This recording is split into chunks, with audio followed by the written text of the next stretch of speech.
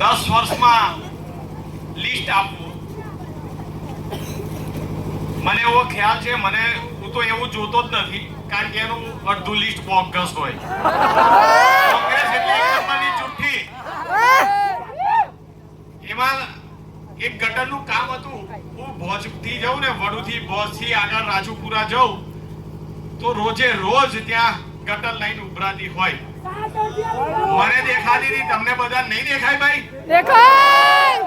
નથી દેખાય? દેખાય. તો એ તમારું કામ એ 10 કરોડના લિસ્ટમાં છે. તો તમને બેવકૂફ બનાવે છે કે નહીં? બનાવે છે. તમે ક્યાં સુધી આંખે પાટા બાંધીને બેસશો? અત્યાર સુધી કોંગ્રેસ જીતી, તમે જીતાડી કે નહીં? જીતાડે. ભોજ ગામના મુસ્લિમ સમાજે કોંગ્રેસને અત્યાર સુધી જિલ્લા પંચાયત, તાલુકા પંચાયત જીતાડી કે નહીં? તમને શું મળ્યું? તમને શું મળ્યું બતાવો? જુઠ્ઠા સવાલ નહીં મળે. તમને માત્ર ઉપયોગ કરે છે. તમારો માત્ર ઉપયોગ થાય છે એ ચૂંટણી જીતવા માટે. જીત્યા પછી તમારી પાસે દેખાય નહીં. તમને શું બતાવશે? ભાજપ વાળા બતાવી તમને ડરાવશે. આ ડરાવવાનું જ કામ કરે છે. હિન્દુને મુસ્લિમના નામે, મુસ્લિમને હિન્દુના નામે ડરાયા જ કરશે. અત્યારે દર 5 વર્ષે ચૂંટણી આવે છે. 5 વર્ષે ચૂંટણી આવે. ચૂંટણીમાં મત કેમ આપવાનો હોય છે? કોઈ કહેશે મત કેમ આપવાનો હોય છે? વિકાસ કરવા, કામ કરવા. હું ખોટું બોલતો હોય તો બોલજો. ના. તમારા ગામનો વિકાસ થાય એના માટે ચૂંટણી આવતી હોય છે કે તમારામાંથી કોઈ વ્યક્તિ જાય અને ગામની જે સમસ્યા છે એ દૂર કરે. આવું જ હોય ને? દર 5 વર્ષે ચૂંટણી આવે ને આપણે વોટ આપીએ છીએ. વોટ લઈને જતા રહે છે અને પછી પાછું શું? ભાજપની સરકાર છે, અમારી સરકાર નથી. તો આજે કહું છું, તમારી સરકાર તો ક્યારેય આવવાની નથી. તો ભોજ ગામે વિકાસ જોતો હોય તો ભાજપની સાથે રહો. ભાજપને હું કદાચ બોલું છું, નહીં પડું. અને પડીશ તોય નીચે તમે બધા ઊભા છો, મને નહીં પડવું.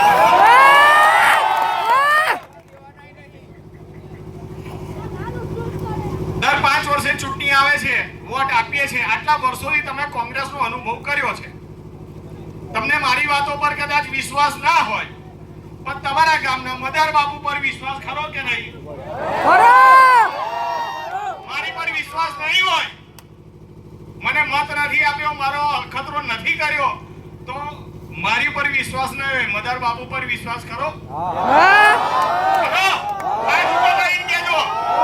વિશ્વાસ કરો. હજુ નથી, પેલા ભાઈઓને વિશ્વાસ નથી. વિશ્વાસ નથી, પાછળ વાળાને વિશ્વાસ નથી. તમને જો મદાર બાપુ પર વિશ્વાસ હોય તો એમને જીતાડી લાવો. દર 5 વર્ષે તમને મોકો મળે છે. કામ ના કરે ને તો બદલી નાખજો. મદાર બાપુને પણ બદલી નાખજો. પણ એકવાર મોકો આપો, અખતરો કરો. મને એક સમજ, હમણાં એક કાકા બેઠા હતા નદી કિનારે. નદી કિનારા બેઠા રોજ એ નદીમાં જોયા કરે. એક વ્યક્તિ આમ નદી વહેતી હતી અને સામેથી આવે અને નદીમાં તરતો 1 કલાક મહેનત કરે. પણ પેલા કાકા રોજ જોયા કરે કે આ ભાઈ રોજે રોજ કે આવે છે, પણ અહીંથી જાય નહીં તો 10 ફૂટ 1 કલાક લગી તરે તો 10 ફૂટ એ બેરે નહીં જઈ શકતો. એટલે એમને સ્વાભાવિકપણે પૂછ્યું કે ભાઈ હું તારે રોજ જોઉં છું, તું રોજ બેઠા તું નદીમાં જાય છે, તરે છે, કલાક તરે અને અહીંથી 10 ફૂટ તાકી આગળ નહીં જવાતું, તો તું ભાઈ આ મહેનત શું કામ કરે છે? એટલે પેલા હું મગજ ખબર નહીં કોના જેવું હશે, કાલે બૂમો પાડતા હતા એના જેવું કદાચ મગજ. નદીનું વેણ આમ જાય છે, નદી આમ જાય છે, પણ હું નદીમાં તરીશ અને નદીનું વેણ બદલી નાખીશ. હામા વેણે તરાઈ જવાય આગળ? હામા વેણે જવાશે આગળ? ક્યાં જશો? તઈ ના તઈ. આગળ જવાશે? ના. નહીં જવાય. તમે ગમે તેટલું તરશો, ઉપર તો ભાજપ જ છે. જીતા પંચાયત જીતશે, વડોની બહાર નહીં નીકળે. વડોની બહાર નહીં નીકળે. એટલે આપણી સમજદારી શું છે કે હામા વેણે ના તરાય. નદીનું વેણ ક્યારેય બદલાવાનું નથી. નદીના વેણમાં ચાલો તો તમે તમારી મંજિલ પર પહોંચી જશો. આ સમજ આપણામાં હોવી જોઈએ.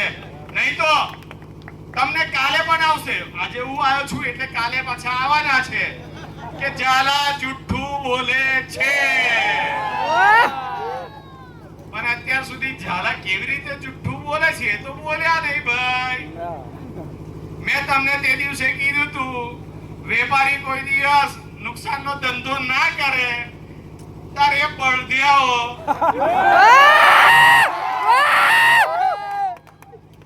એવું સમજે છે, લોકોને એવું સમજાવે છે કે આ ચૂંટણી છે વેપારનો. એલા ભાઈ અમને ખબર છે આ ચૂંટણી છે એટલે જ અમે જનતાને કહીએ છીએ કે કોંગ્રેસના જુઠ્ઠાણામાં ના આવશો. સંભળી જાઓ, હજુ પણ સમય છે.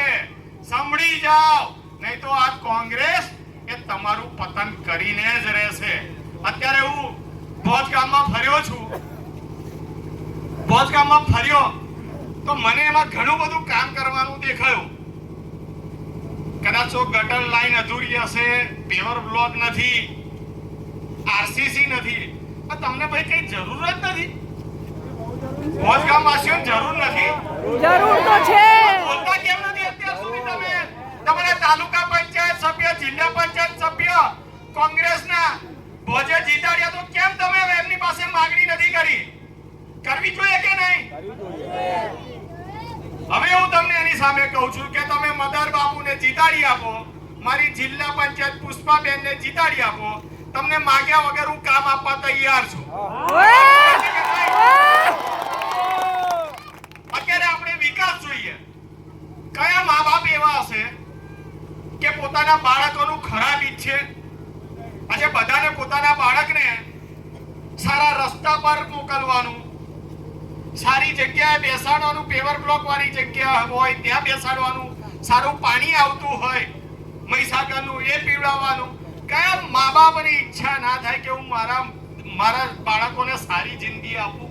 એ હિન્દુ હોય કે મુસ્લિમ હોય, મા બાપ એ મા બાપ છે. કોની ઈચ્છા ના થાય કે હું મારા બાળકોને સારી જિંદગી આપું? પણ આ લોકો શું કરશે? તમને સારી જિંદગી નહીં આપવા દે. જ્યાં ચૂંટણી આવશે એટલે તમને પાછા મારી દેશે. તમે ત્યાંથી ફરી જાઓ, 5 વર્ષ ફરીને આવો એટલે ફરી પાછા તમારે તો કુંડાળ ગોળ ને ગોળ ગોળ ને ગોળ જ ફર્યા કરવાનું જ. વિકાસ તમારા બાળકનો ક્યારેય થાય નહીં. જો તમારે વિકાસ કરવો હોય, મને બીજું એક મુસ્લિમ સમાજના ભાઈ બહેનો અહીંયા છે, એમાં પવિત્ર ગ્રંથ કુરાન, બરાબર? કુરાનમાં એવું લખ્યું હોય છે કે તમારે જકાત આપવી, બરાબર? જકાત આપવી આવું લખ્યું છે કે નહીં? તમે તમારા ધર્મ પ્રમાણે જકાત આપતા હશો, બરાબર? અત્યારે ભારતીય જનતા પાર્ટીની સરકાર આયુષ્માન કાર્ડ આપે છે તમને. કોની પાસે આયુષ્માન